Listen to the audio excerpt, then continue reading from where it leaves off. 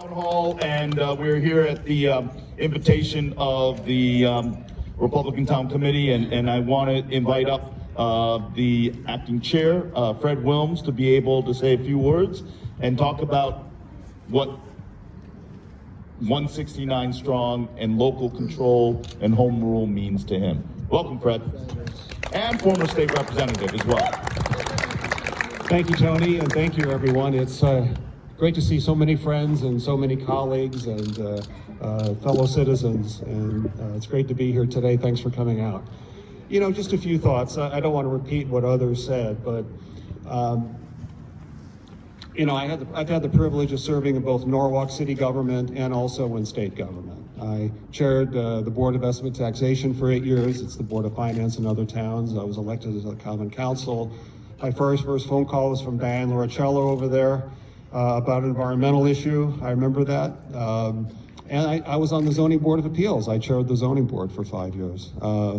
And then was privileged to serve for 4 years in the state legislature. So I've seen how the city runs its government, and I've seen how the state runs government. I got an inside scoop on that. I've seen both sides. And I can tell you this, Norwalkers, Norwalk knows how to run Norwalk way better than Hartford knows how to run Norwalk.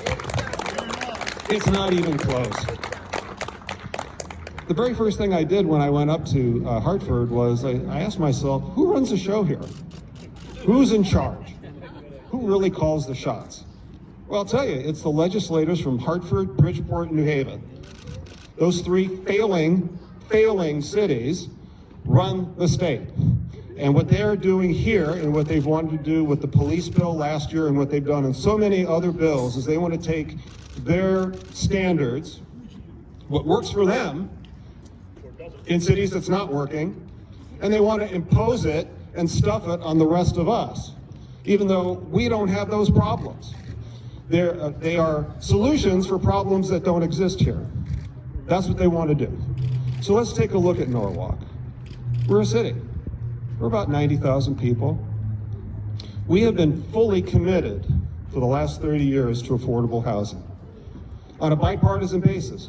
Republicans and Democrats, we have been fully committed to ensuring that Norwalk's affordable housing stock is always over 10%. We even put it in our local ordinances.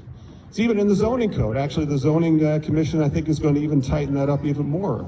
So, you know, we put our money where our mouth is, and we are fully committed to maintaining affordable housing here in our city. So, putting that aside, here are some of the things that concern me about how some of these bills could impact Norwalk. Well, first of all, it's about who controls, who decides. We do a much better job of deciding for ourselves than a Hartford bureaucrat, a judge, or somebody outside of Norwalk. So keep it local. Keep local control, Norwalk control over Norwalk. That's number one. Number two is overdevelopment. We've got a lot of building here, and some of it's been good. I've supported some of it. Some of it's not so good.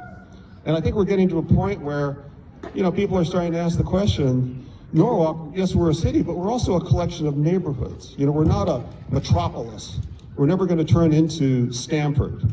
We're not going to turn into New Haven. We're something a little different than that. And are we starting to overbuild? I'm starting to think in some cases, yeah, I think we are. And some of these bills would put it on steroids, make us overbuild on top of the overbuilding. So I got a real problem with that. And then people have also mentioned, I guess, sewage systems. I served on the WPCA board for 8 years. That was part of one of the benefits of chairing the Board of Estimate. You get to sit on the sewage treatment plant board and then everything else. You know, it's like okay.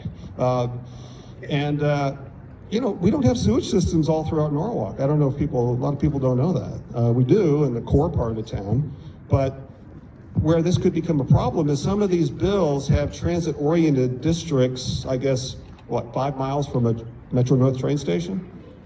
Well, okay, we all know about South Norwalk. Okay, we got a train station there. Okay, that's kind of urban, that's fine. But we got one in East Norwalk, where I commuted for 20 years. East Norwalk is not so urban. It's a neighborhood area there. I don't think all those folks are on sewage systems. Then you got Rowayton train station, which is, well, next to Rowayton. And then you've got, this, a lot of people don't get this, we have a fourth one too.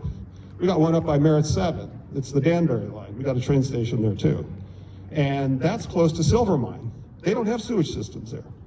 So we're talking about potentially, if some of these bills go through, stuffing overdeveloped projects in areas where the infrastructure can't support it. And that means who's gonna have to pay the tab to upgrade all this stuff? We are, thank you, exactly. So what I'm hoping for is that our legislators, State Senator Bob Duff, State Representative, well, Terry Wood, we already know, Chris Perrone, Travis Sims, Lucy Dathan, and did I leave somebody out? Oh yeah, Stephanie Thomas. I really hope that, you know, they will look deep and say, you know what, this one's for Norwalk. It's not for my party leaders in Hartford. Thank you very much. Thank you. Fred, that was, you know, as I listen to Fred, I'm thinking of his resume of community engagement and all aspects of understanding. And he wasn't opposed to all developments. It's important to know that. He's looking at a collaboration and a compromise. And through the experience of local engagement, he's able to do the best job, not someone from Hartford, not somebody in a work group that is consistent of well-intentioned, but nevertheless, bureaucrats and policymakers that do not live in the community. Now, Fred talked about my fellow state legislators. They all love their community, or you wouldn't run for public office, I can assure you of that, okay? This should not be a Democrat or Republican issue. Amen, brother. This should be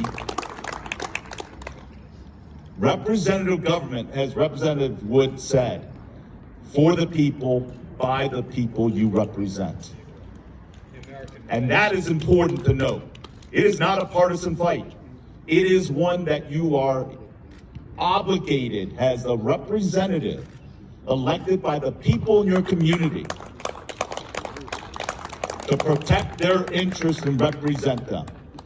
So look, I'm looking and ready for collaboration. I think we all are. We all want to find solutions. Let me be clear. The status quo is not acceptable. But that being said, the current proposals right now, whether we are able to defeat it in committee or not, you may hear that from people and saying, well, this bill is not going to go forward. This bill is dead. Let me assure you, until the end of session on June 2nd, midnight, every single bill is alive. We have 2 dummy bills in the Planning and Development Committee that is exactly that. It has nothing in it. And at any time, language could be inserted in and passed in the dark of night that will irreversibly change communities. So we got to be vigilant, we got to be engaged. In regards to this group today, it's interesting for people to know, diversity is important. I am a first-generation immigrant, Chinese American. We have Representative Fiorello, a Korean American. We have Steve Mullins, an African American involved in the community. We have Fred Wilms. We had a future generation running around back there. And part of the reason why we're fighting so hard is we want to be able to represent and give better opportunities.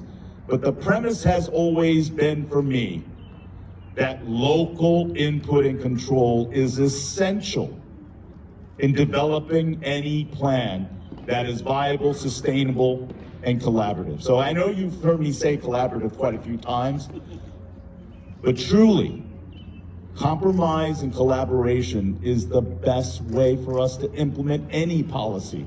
And unfortunately right now, as Representative Fiorello said, there are far too many bills being proposed by the mandate of one-party rule, by a philosophical point of a mass majority that does not incorporate difference of opinion, difference of perspective. And that is not representative government. And that, to me, is what America's all about. And you being here tonight and people that will talk about this with your neighbors and discuss the issue and understand the facts will come to the conclusion that representative government should be alive and well, and your voices need to be heard in Hartford. So thank you very much for all being here. I want to have the speakers come up, and I'm happy to answer any particular questions. But ultimately, I think the stars of the show are those young ladies with the full of energy. So thank you very, very much. I want to thank Alexis Harrison, Maria Weingarten of CT 169 Strong, and the supporters that kind of make this happen. You are truly engaged, and I think we've taught these young ladies that engagement begins whenever you believe in something. And they believe in being active. Wave hello! Alexis? All right. We're gonna go. Thank you very, very much. You guys have a great day. Enjoy the. Oh, by the way, hold on. Happy Mother's Day.